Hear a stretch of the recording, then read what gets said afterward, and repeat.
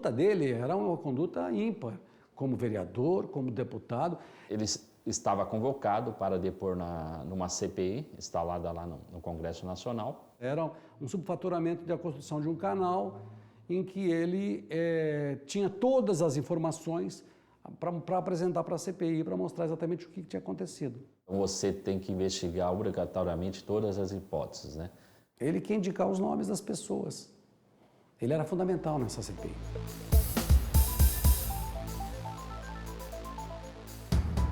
O caso começou no dia 17 de maio de 1992. O crime ocorreu por volta das 3 horas da madrugada daquele dia. Eu tive conhecimento inicialmente, né, através de um noticiário de televisão, né, edição extra, né, dando conta da morte do governador do estado do Acre no Hotel Della Volpe, né.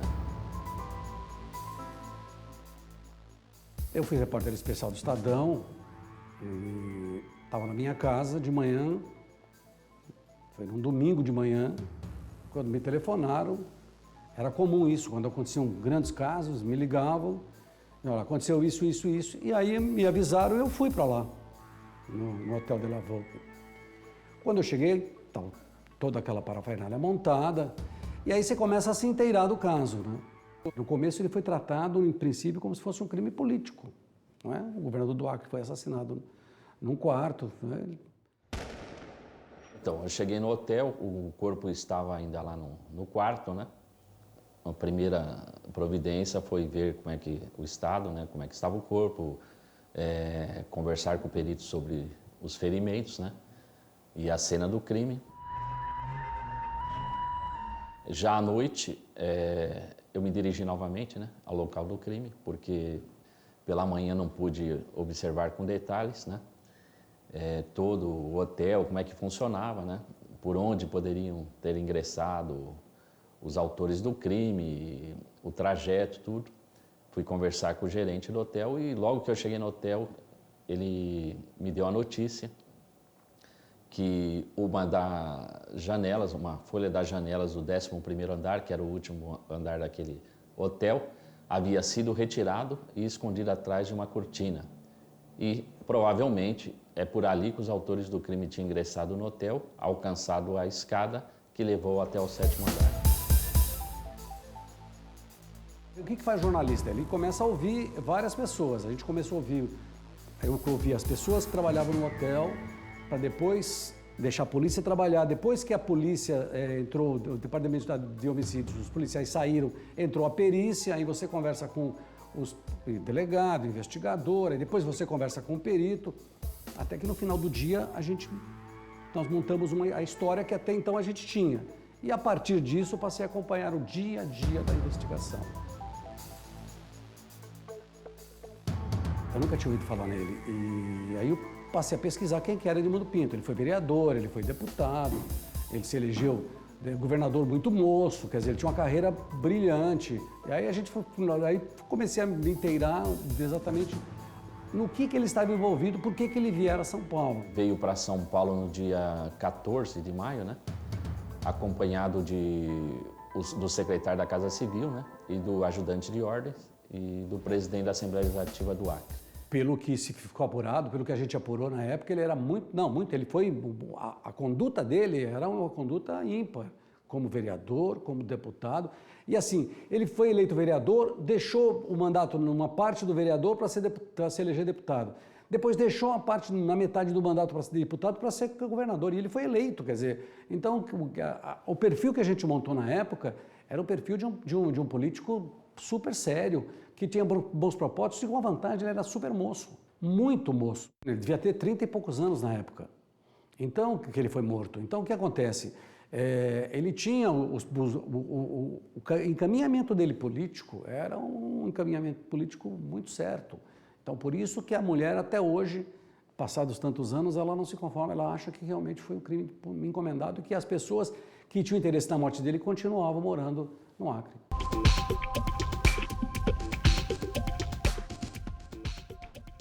Eles vieram para São Paulo por 2 motivos, né? O governador iria se submeter a um check-up, né, de saúde, né? E também haveria uma reunião, né, com engenheiros de uma construtora responsável lá pela obra do canal da maternidade lá do Acre. E por que dessa reunião? Porque na quarta-feira, no dia 21 de maio, ele estava convocado para depor numa CPI, instalada lá no Congresso Nacional. Essa obra tinha sido subfaturada, e aí a reunião era aqui no hotel para eles montarem um esquema do que apresentar na CPI.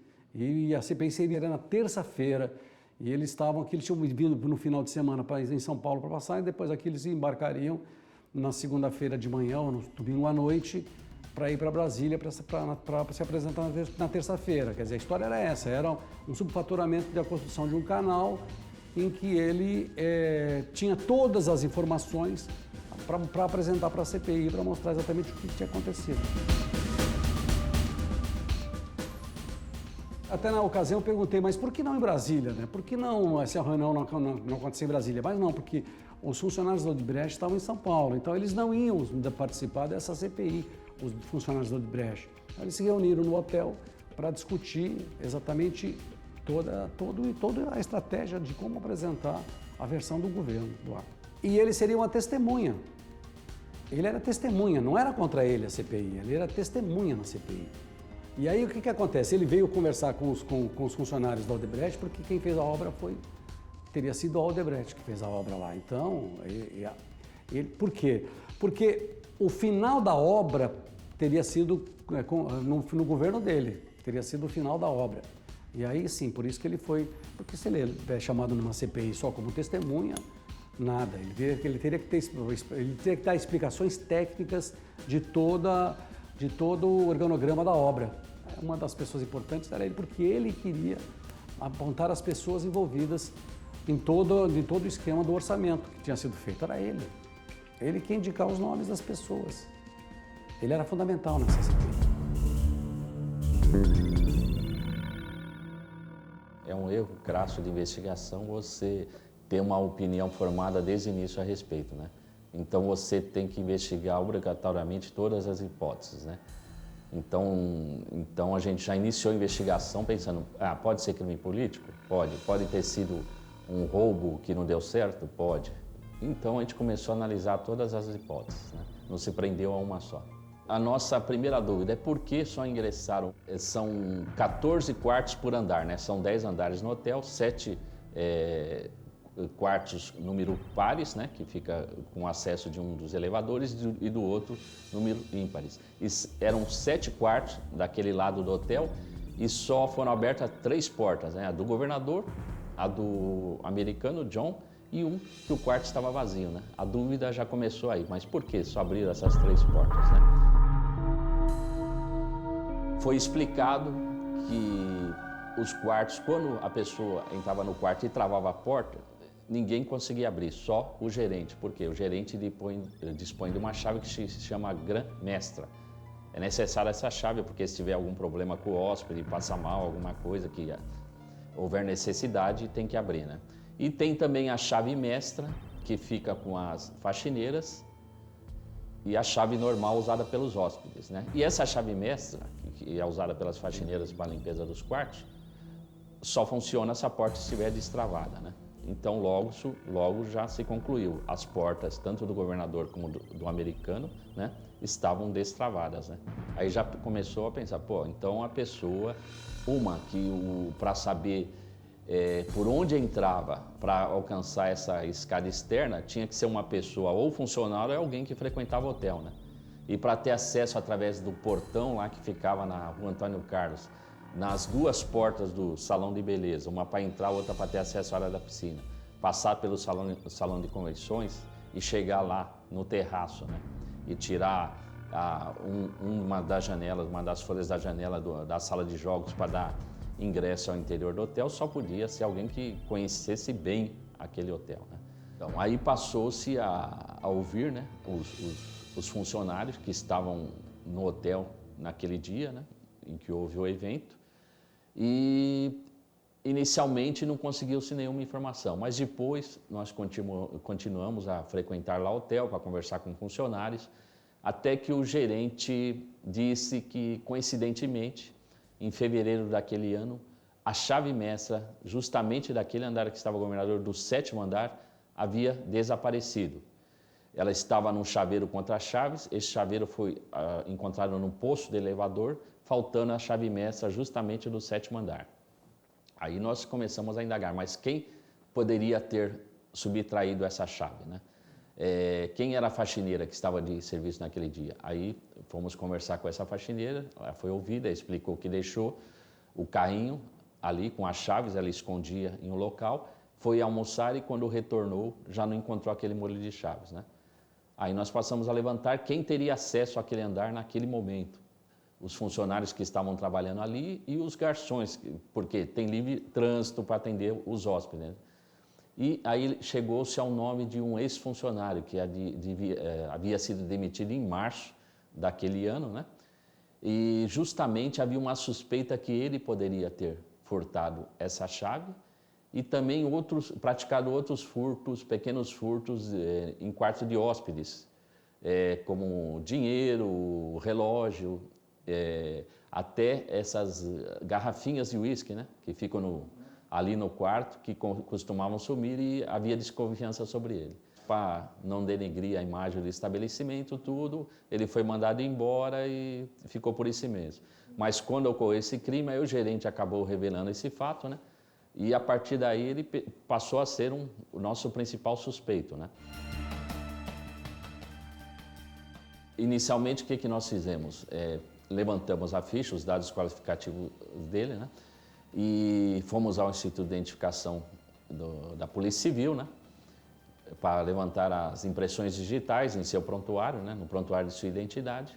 E pedimos que fosse feito o confronto com impressões digitais, fragmentos de impressões que foram colhidas pela perícia, né? Pelo papiloscopista, no dia em que foi atendido o local. Tanto foram encontradas impressões na porta do salão de entrada, como naquela folha de uma janela do 11º andar, né? Foram encontradas impressões digitais.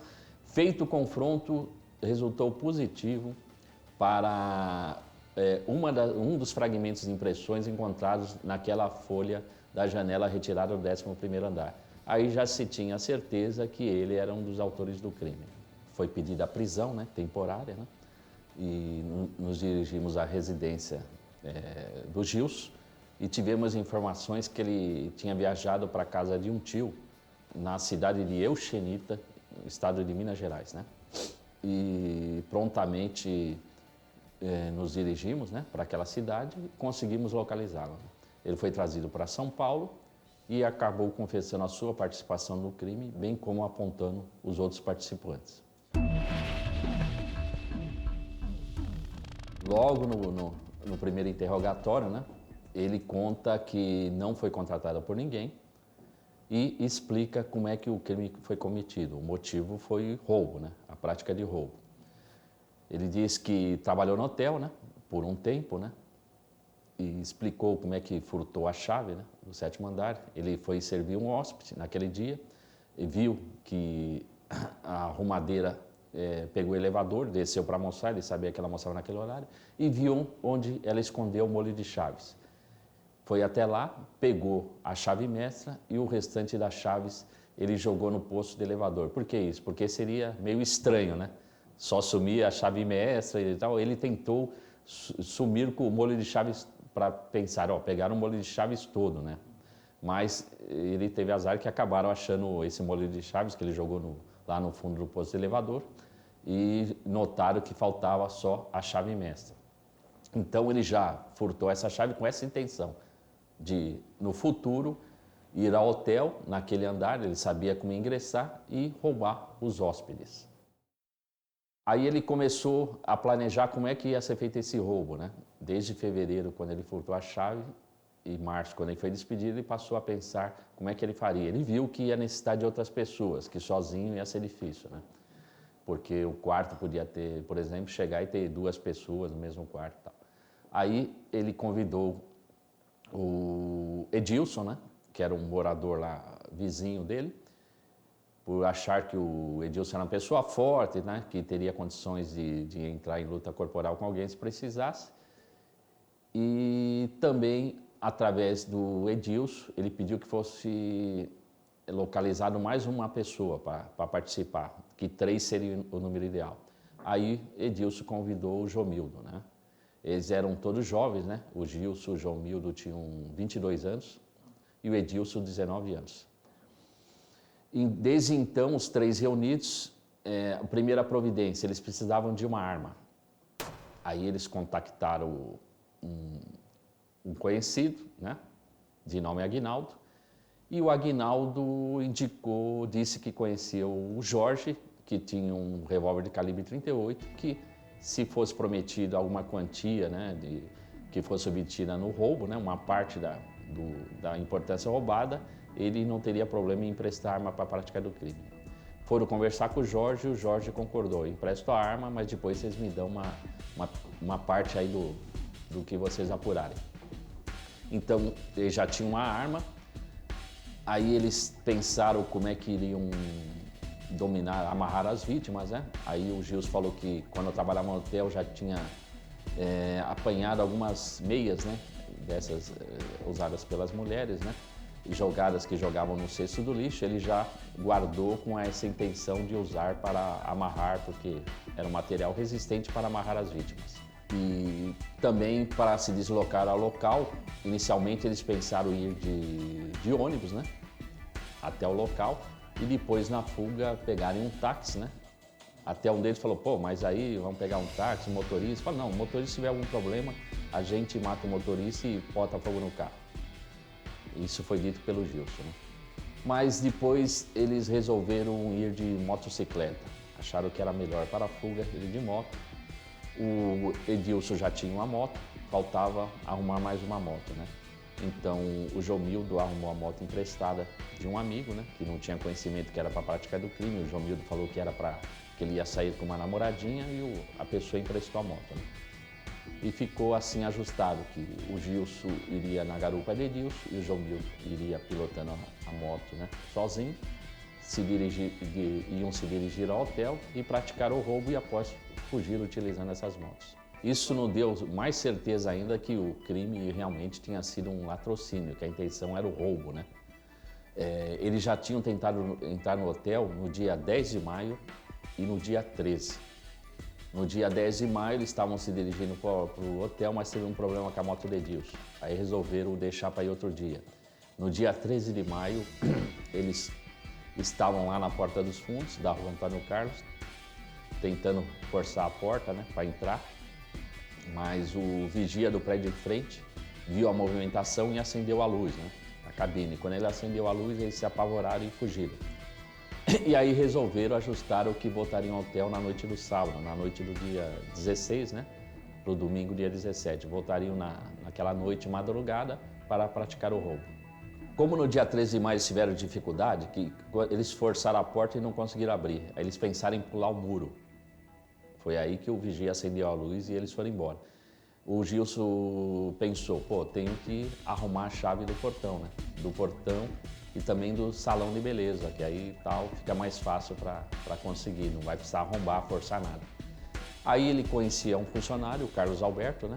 Ele tinha amizade, inclusive no dia em que ele furtou a chave mestra, ele mostrou para esse Carlos Alberto, ó, aguentei a chave mestra do 7º andar, ainda vou voltar aqui para fazer um roubo. Até o momento ele não queria convidar mais gente para não ter que dividir, né, o produto do roubo, mas ele viu que não tinha outro jeito, aí ele ligou para o Carlos Alberto, se encontrou com o Carlos Alberto na sexta-feira, no dia 15 de maio, nas proximidades do hotel, pediu ao Carlos Alberto que arrumasse a chave da porta dos fundos, bem como do salão de beleza, as duas chaves que davam acesso à área da piscina, porque ele sabia que a porta do salão de convenções costumava ficar aberta. Então ele pediu essa chave, o Carlos Alberto levou, ele tirou uma cópia no chaveiro próximo e no dia do crime ele estava de posse dessa chave. No dia do crime, eles chegaram lá na porta dos fundos, na rua Antônio Carlos, abriram o portão, abriram com a chave, mas aí tiveram uma surpresa, não abria a porta. Por quê? Porque tinham colocado uma tranca pelo lado de dentro, justamente porque no dia 13 de maio, o vigia do prédio em frente avisou o gerente do Hotel de la Volpe que viu umas pessoas tentando entrar pelos fundos do hotel. Então ele colocou uma trava. Aí um deles, o Jomildo, pulou o muro, foi, abriu a tranca e eles ingressaram. Ingressando pela porta dos fundos, eles foram ao salão de beleza, abriram a porta, que eles tinham a chave, as duas portas, e daí chegaram à área da piscina, que fica a piscina, salão de convenções e aos fundos do hotel, onde fica a escada de incêndio externo. E por aí eles foram até o 11º andar, né? Por quê? Porque as portas de ferro dos andares ficavam fechadas por dentro, não dariam para ele ingressar. Eles foram até lá, retiraram a folha de uma das janelas, esconderam atrás da cortina e desceram a escada até o 7º andar. Quando eles chegaram no 7º andar, o primeiro quarto que eles ingressaram, eles começaram pelo quarto que ficava perto da porta de incêndio, né? Tarja estava verde, eles abriram, não tinha ninguém no quarto, deixaram a porta aberta. Aí o quarto em frente era do americano, do John. Viram, estava a tarja verde, quer dizer, não estava travado. Abriram a porta, o John já estava dormindo nessa altura, abriram, chegaram e o americano acordou surpreso, já com os 3 no interior do quarto, né? Prontamente eles dominaram o americano, amarraram os pés, as mãos, amordaçaram e roubaram um dinheiro. Tinha uma certa importância em moeda nacional, época cruzeiros ainda, né?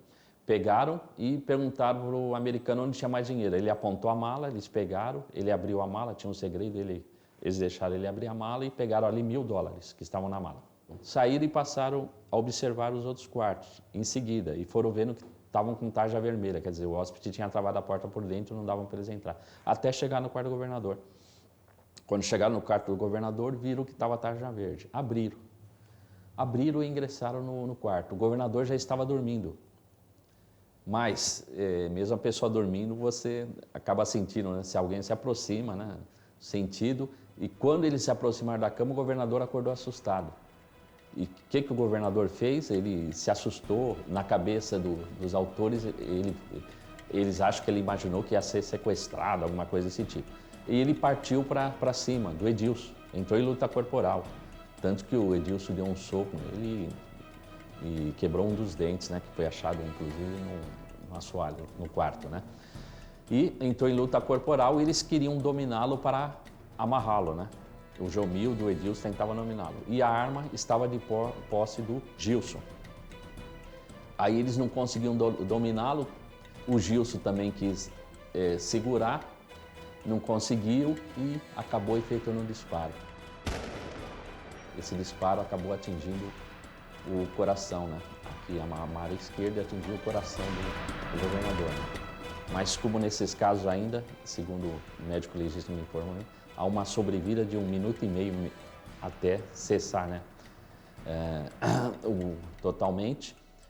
E ainda o governador levantou ainda para tentar segurar, para a pessoa não disparar, para o Gilson não disparar mais a arma, aí que houve o disparo que atingiu o braço, né? Passou de raspão pela cabeça do governador e bateu no teto do quarto, né? E em seguida o Edilson e o Jomildo já saíram correndo, assim que houve o disparo, abriram a porta, a tranca da porta de incêndio, tiveram acesso à escada e saíram correndo já. E dizem eles que ouviram, quando esse segundo disparo ocorreu, já quando eles estavam saindo do quarto, né? Que o Gilson efetuou esse disparo quando eles já estavam saindo do quarto. E logo em seguida o Gilson também saiu correndo. Os hóspedes que estavam naquele andar, só o Luiz Carlos, o secretário da Casa Civil, falou que ouviu um barulho, mas ele dormiu com a televisão ligada. E ele relacionou o barulho à televisão, não ao disparo. Quem ouviu mesmo? O americano. Por quê? Porque ele estava em estado de alerta, né? Estava lá, todo amarrado, tudo. Quando ele viu o disparo, ele se apavorou, né? Ele conseguiu se jogar no chão, foi até lá, com todo esforço, conseguiu afrouxar o nó e travou a porta do quarto, porque ele ficou com medo que os autores fossem voltar para o quarto dele e matá-lo também, né? Ou coisa parecida. Então ele travou a porta e entrou, se arrastou até o banheiro, fechou a porta do banheiro e ficou trancado no banheiro lá. Ficou um longo tempo.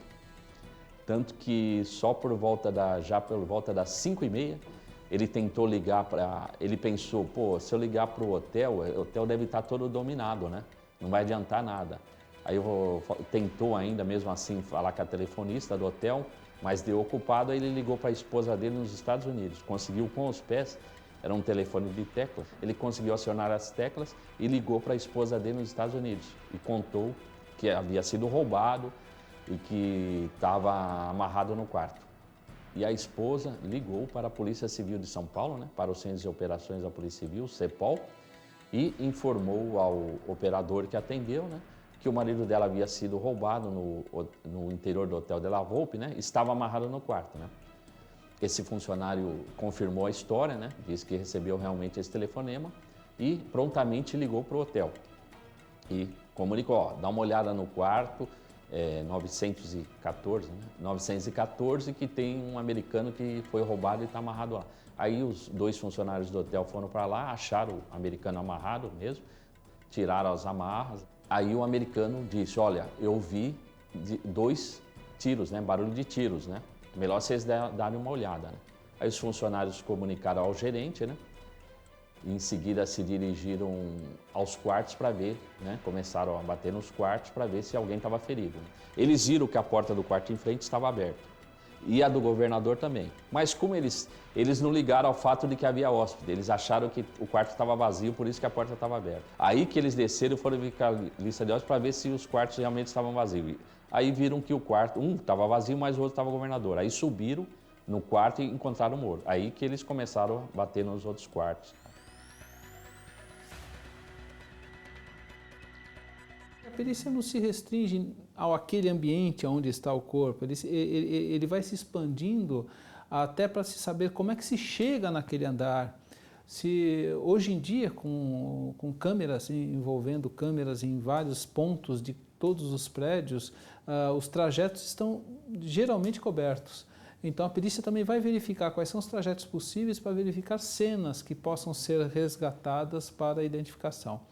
Nesse caso específico, a análise é feita em todo o contexto do prédio para se saber os meios de acesso, até para se saber se o acesso foi ou não facilitado. De repente, pela utilização de uma cópia de chave, a utilização de algo que facilite o acesso, algo que indique como é que aquela pessoa conseguiu aquele material para acesso. A perícia ela é mais abrangente. E sendo mais abrangente, ela vai se cercando de outros pontos para se chegar à conclusão. Por exemplo, num caso como esse, onde há outros pontos que foram invadidos, outras vítimas que foram vítimas de assalto naquele momento, leva a uma conclusão mais forte do latrocínio, ainda mais que subtraíram valores. Então, com isso, você reforça. Normalmente, um crime que envolva outros aspectos, ele se faz de forma ou mais discreta ou rápida. Ela evita-se atrair a atenção realizando outros atos para que aquele ato principal não seja descoberto. Pode-se mascarar a cena, tentando modificá-la de forma a levar a uma conclusão. Mas, geralmente, os assassinos não tentam outras situações que possam levar a atrair a polícia de forma mais rápida. O desalinhamento da roupa indica ação, né? A própria situação do ambiente, onde você vê objetos caídos, tal, indica a ação que houve entreveiro entre ele e quem entrou no apartamento. E a situação dos tiros, que tudo indica a pouca distância, portanto, que os dois estavam em movimento, né? Então, esse aspecto indica que houve uma luta no ambiente. Probabilidade de estrago no órgão, de ele parar de bater ou esvaziar todo o sangue, porque o tiro no coração é um ferimento cardíaco, né? Esse ferimento cardíaco, ele pode causar 2 coisas básicas. Uma, o furo, né, do projétil vai causar o esvaziamento dos 4 litros de sangue, porque ele vai continuar provavelmente batendo nos seus próximos, talvez, segundos ou minutos ou mais do que isso, né? E em cada batimento ele vai jogando o sangue, como qualquer corte, como qualquer situação. Então, esse esvaziamento dos nossos 4,5 litros, faz com que todo o sistema entre em colapso e para o coração. Aí, com isso, para pulmão, o cérebro para de receber oxigênio, também para de funcionar. Então, é um sistema rápido, é uma ação rápida, né? Então, pelo esvaziamento. O segundo item é pela própria lesão muscular, porque o músculo, o coração é um músculo, só que ele contrai sozinho, involuntariamente, né? Agora, se você tem uma lesão muscular, ou um projétil, ou uma facada, alguma coisa, você vai lesionar o músculo em si. Então, ele não vai funcionar corretamente. Então, ele entra ou no relaxamento, né, ou numa contração por mau funcionamento, por causa da lesão direta no músculo. Então, são as duas grandes causas. Uma do esvaziamento, outra da lesão muscular. Agora, o coração, em relação ao esvaziamento, tem uma característica complicada, que ele tem um saco em volta, que é o saco pericárdico. Então, o sangue pode sair do coração por uma lesão, né? E essa lesão, esse sangue, parar no pericárdio. E como o sangue fora do sistema cardiovascular, ele coagula rapidamente. Então, ele pode fazer um sistema de tamponamento. Então, ele rapidamente, dependendo do tamanho, do local, do saco pericárdico, né? Por onde entrou o projétil, esse sangue saindo, numa quantidade pequena, ele coagula, ele vira um manchão, né, do músculo ali, e o coração, mesmo com dificuldade, pode continuar batendo. Então, são casos que às vezes o pessoal vê aí que tomou um tiro, uma facada, uma situação no coração, e o coração conseguiu, de uma maneira dificultosa, mas conseguiu manter o sistema cardiovascular funcionando, mantendo a vida do paciente. Então, mas aí a gente coloca isso numa porcentagem muito pequena de risco. Se der tempo de pelo menos levá-lo para uma mesa de centro cirúrgico e fazer uma toracotomia, ir lá diretamente, porque é um ato simples, cirurgicamente, de dar pontos, sanar o orifício, é muito interessante isso. A polícia fez a parte dela aqui e investigou muito bem, né? Muito bem, né? Porque você elimina uma série de interrogações numa investigação com a parte pericial. A perícia é tudo num conjunto probatório, como eles costumam falar, né? De provas, né? A perícia é tudo.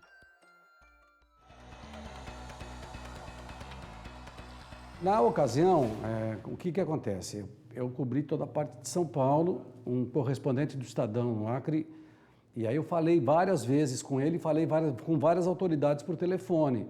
E ele era uma pessoa que estava tentando dar uma modernizada e moralizada no governo, e ele tinha sido vítima de ameaças, que tinham ameaçado ele, dizendo que se ele se aprofundasse muito nessa história, algo poderia acontecer. Então, essas informações todas publicadas a partir do instante, aí fizeram com que a polícia também se transportasse para um lado político e não num assalto, porque era muito mais difícil um assalto num hotel naquelas condições e na localização em que o hotel estava, né? Então, esses detalhes todos das ameaças sofridas por ele, levava também para o lado político. Alguém não queria que ele participasse da CPI e fosse eliminado. A história foi essa. Seriam coincidências, mas veja bem, você tem um governador de estado que vem para São Paulo para se reunir com funcionários de uma empreiteira, de uma construtora, porque vai ser ouvido numa CPI, numa CPI que apura o superfaturamento de uma obra, que atingiu outras pessoas que devem ter ganharam dinheiro ou não ganharam dinheiro com esse faturamento da obra. E aí ele é vítima de um assalto e matam o governador, quer dizer, Então é uma coisa que te desperta, quer dizer, existem coincidências? Claro que existem coincidências, né? Muita coincidência. Mas às vezes é coincidência até demais, e aí no caso foi coincidência demais. Por isso que eu acho que, por mais que a polícia tenha clareado, por mais que as pessoas presas, elas confessaram com detalhes, existe a prova pericial, uma prova pericial técnica que é a identificação, mas isso também não quer dizer, a identificação também não quer dizer que o crime não possa ter sido encomendado.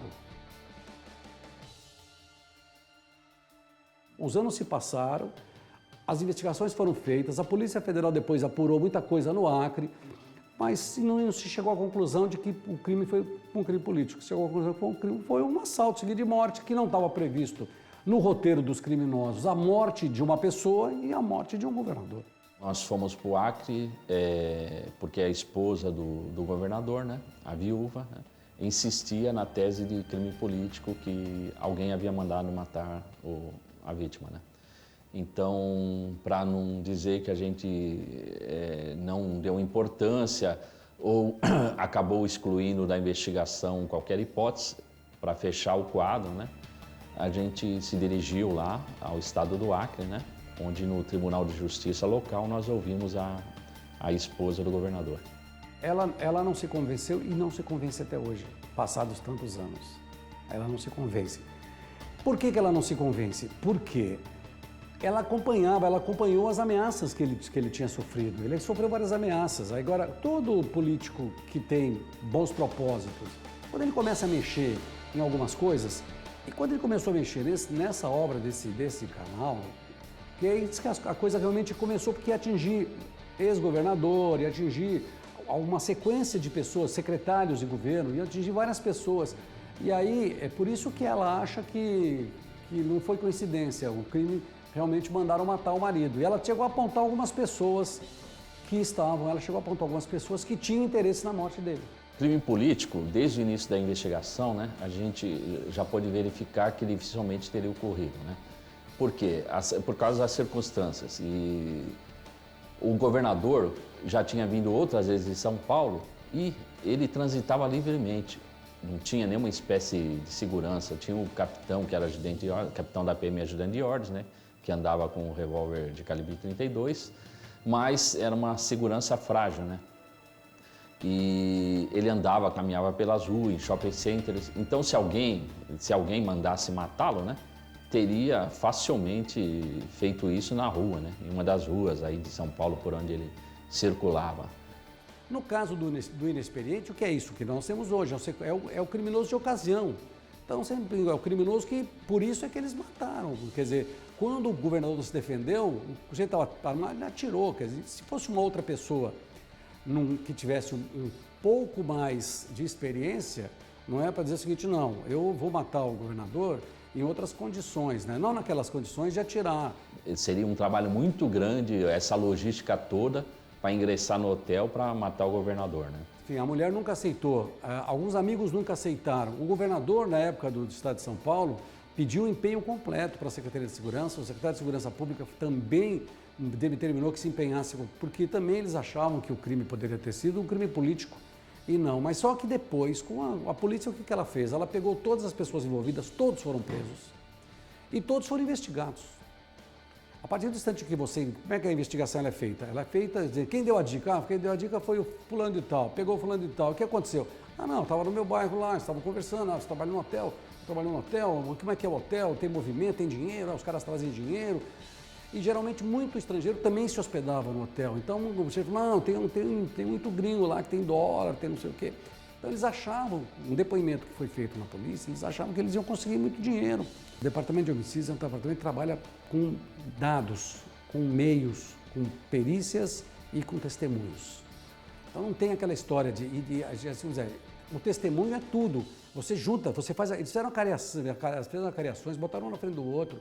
Então fizeram tudo o que havia de possibilidade para saber se existia alguém que não fosse citado, que fosse camuflado. E a investigação da Polícia Civil diz que não, ela foi um crime comum, foi uma super coincidência para a Polícia Civil, tanto é que o inquérito foi concluído e os acusados foram todos condenados. e também pelos próprios autores do crime, né? Quando nós efetuamos a prisão, nós vimos que eram, pode-se dizer, amadores, né? Jamais seriam contratados por uma empreitada desse tipo. Foram ouvidos um total de 87 pessoas e o inquérito foi concluído em 30 dias, né? A partir do 10º dia nós já sabíamos quem eram os 3 principais autores, né? Já tínhamos identificado os 3 principais autores, mas o inquérito foi concluído em 30 dias. Através do Gilson nós obtivemos a localização da residência do Jomildo e do Edilson, né? É claro que eles estavam invadidos, né? O Edilson acabou se apresentando, né? Na delegacia com seu advogado. E o Jomildo, nós conseguimos, através de investigações, descobrir onde ele havia se escondido, né? E foi também capturado. No caso do Edmundo Pinto, não teve ninguém, simplesmente ninguém que disse que foi contratado exatamente para poder matar o governador. Não tem, nenhum deles. E todos eles eram super frágeis na investigação. Não tem nenhum criminoso que é aquele que mata várias pessoas ou que sequestra várias pessoas e que tem aquele know-how de cadeia, de ter convivido na cadeia.